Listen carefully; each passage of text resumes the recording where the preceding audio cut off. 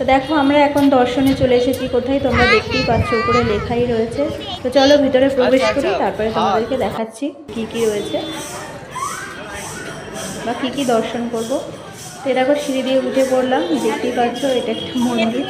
তো এই যে রয়েছে মানে মন্দিরের বিগ্রহ। তো এখানে রয়েছেন হচ্ছে ভগবান শ্রীকৃষ্ণ নারায়ণ রূপে রয়েছে।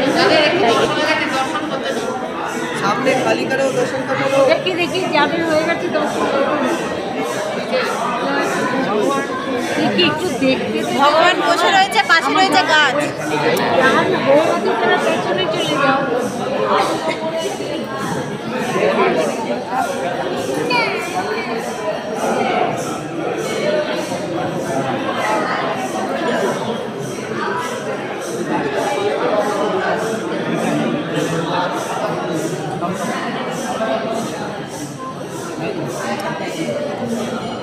এই আছে মন্দিরের চারিপাশ।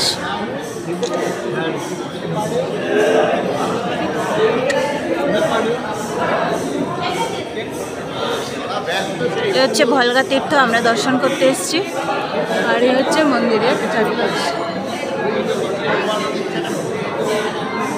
ভগবান শ্রীকৃষ্ণ কিন্তু এখানে লীলা শেষ করেছিলেন, যেখানে আমরা আজকে দর্শন করছি।